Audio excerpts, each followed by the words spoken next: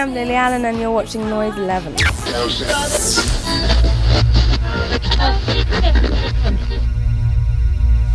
We welcome into noise11.com. Lily Allen, great to have you back in Australia. Hi. 2009, the big day out last time round, which was pretty exciting, being on the big stage with the big crowd out there. Yeah? It was great. I loved Big Day Out. Sad I haven't been back since. Well, you've actually been doing quite a few interesting things in your time away, and the first thing I want to ask you about was In the Name Of. Yeah. You've really become a music entrepreneur in the last 5 years. Not according to my bank account. But yeah, I set up In the Name Of, which is my record company, my imprint, which I do through Sony and Columbia mainly. But I signed a band called Cults from New York, and also Tom Odell, who's done quite well. And we've got a new artist kind of coming out in the coming months called Freddie Dixon, who's really great as well. So yeah, I'm very pleased. How hands-on are you with the label? Well, not really, to be honest, because the whole point of it is that we kind of let the artists speak for themselves and kind of just give them the freedom to do what they want, really, and we kind of act as that sort of buffer between major labels and the artist, and tell them essentially to just be themselves and cut the bullshit out. Well, you look for artist creativity, don't you? It's really genre agnostic. Yeah, I don't. It's not. I'm not really into like one specific sound or one genre or style of music. So it doesn't. I'm not really actively like looking for a certain thing or to fill a certain hole in the market. It's just what I like and what turns me on. And if there's talent there, then I'm into it. But I guess you're one of the front runners in identifying that the industry has changed and putting in a platform to sort of compensate for those changes. Yeah. I mean, I think with my imprint with it now, it's there's no pressure for me. It's not like I'm not like an A&R man working at a major label who's like fighting against the ticking bomb that is the music industry, and I just have the freedom to do whatever I want, thankfully. So yeah, I don't have the same pressures or feel like I've got to come in under any certain budgets, or there's not. Yeah, it's tricky for them, but it's not so tricky for me. Well, Tom Odell's been down here and he's been raving about working with you on the label. Yeah, so he's great. You've impressed at least one person over there. Yay. Yeah. Let's talk about then getting back into the studio. When did it feel right to actually become Lily Allen recording artist again and go back and start working on Sheezus? Well, I think my oldest daughter was quite ill for the first few months of her life, and it was very hands-on, and it was difficult. It was really, really tough. It was exhausting, and I think when she finally got better and was out the other side of her illness, I felt like an urge and a need to just do something for myself, just a couple of hours a day. And there was not really an intention to do a record or to come back, so to speak. But I think after a while and a sort of accumulating a certain amount of songs, it kind of became apparent that was what I was going to do. So you were writing during that entire time? She was like 7 or 8 months when I started writing, and then I was pregnant again, and I wrote all the way through the third pregnancy, but. The songs were awful because my hormones were just all over the place, and I just wasn't me, and everything just sounded so cliche and awful. But then, yeah, it got all right again. So at what point in the previous years did Greg Kirsten get the call? Well, I think because I was quite fragile at the time when I first started writing again, and because of the illness of my daughter, and also because of what happened with our child previously to her. So, and I've been hiding, so I didn't I just wanted to work with someone that I felt really comfortable with, and he's the person, he's one of my best friends, so it's just a natural fit. Well, you've been working with him since the very first record, and I guess pretty much starting out together, didn't you? Yeah, and we've kind of been on like quite similar journeys. We both got 2 children, we both got married, and we both write dumb pop songs. So it works. Well, he's written quite a lot of dumb pop songs, hasn't he? I mean, he's gone on to work with people like Katy Perry, Pink, Sia over those years as well. Yeah, he's doing very well. He kept the day job going for the both of you. Yeah, exactly. Yeah. Hard Out There was that was the very first single? Well, actually, technically, no, it wasn't. It was Somewhere Only We Know, which was the Keen cover, which I did for a advert for a department store for Christmas. And then, part of the record company were desperate for me to do that advert, and from my personal, I sort of set the terms, so to speak, and the condition of me saying yes to doing that was that I got to make a video for Hard Out Here and release it as a viral thing. So that was the one chosen as the first taste of the record, though? Yeah. Why particularly that song? Was that a focus song for you? Did it have a special meaning for you?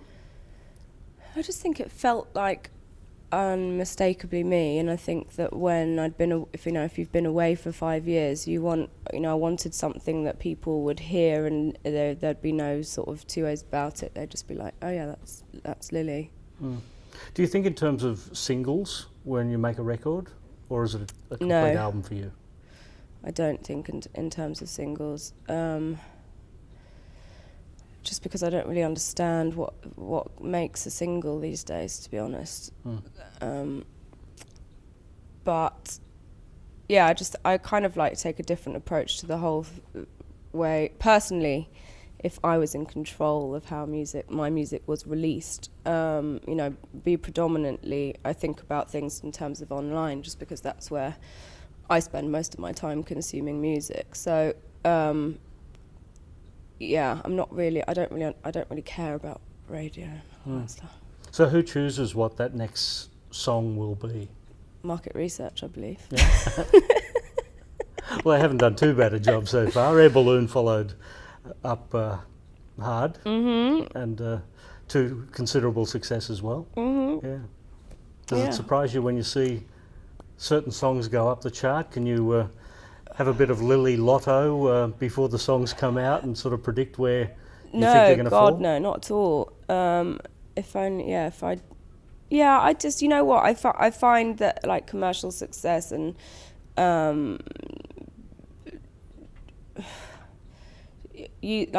getting affirmation from that kind of stuff is almost like a distraction from, distracts me from what is at the core of what I do, which is to write songs. If I start kind of getting sidetracked by all of that stuff, then I don't think I'll be able to do it.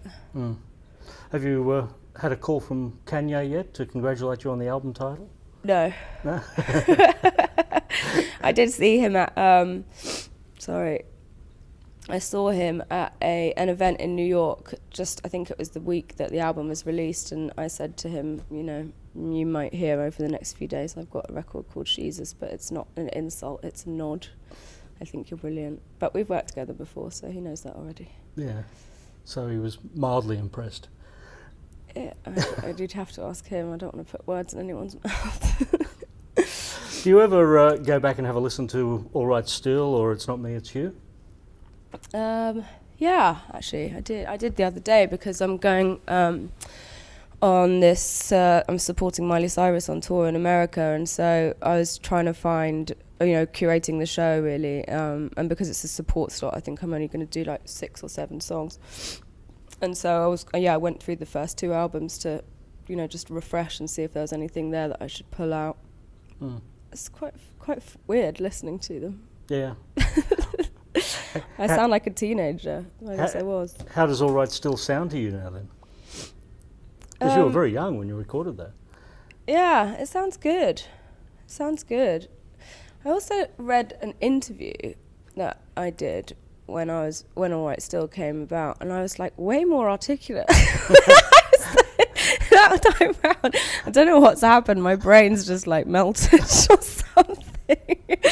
But yeah, it sounded really like smart and clever. Describe your excitement when Smile took off. Do you know what? I don't think I was really conscious. I was just like on cloud nine, to be honest. I kind of couldn't really believe what was happening. It was such a quick sort of rise, and it was surprising, but also it was quite it was validating, not because of it's selling well, but I'd spent like a good 4 or 5 years trying to get signed by record companies, and everyone just told me to go away. And Smile was always on that demo, so I felt quite vindicated, and like, yeah, fuck you, I knew it was good.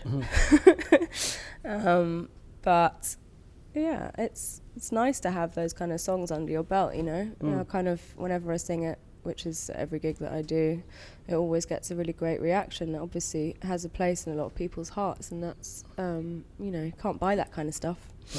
Well, Smile, LDN, Littlest Things are all in the set still.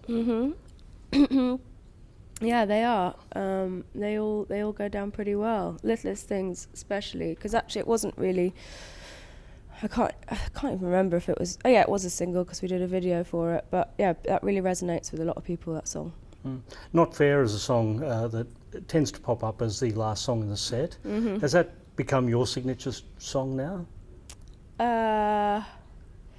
No. In fact, you know what? It's been like the basis of a lot of arguments between me and my band about that being the last song. I always want to pull it right up forward at the beginning of the set, but they insist that it comes at the end.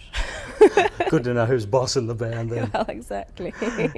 What about the work you've done with people like Pink and Robbie Williams as a featured artist? Was that done together in the studio, or was that No, not at all. Actually, Robbie was, but the Pink thing was when I first started writing, again, after having not for a long time.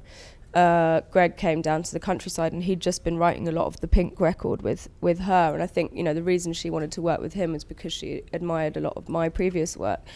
And he'd said to her, "Oh, I'm going over to England to work with Lily next week," and she was like, "Oh my gosh, will you get her to write a verse for this song?" And so I did, and then that's how it happened. But yeah, we never worked in the studio, although I did then go out to America to do some more writing, and she asked me to be on this thing, VH1 Storytellers, so we met then.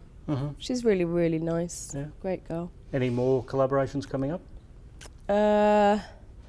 Not that I know of.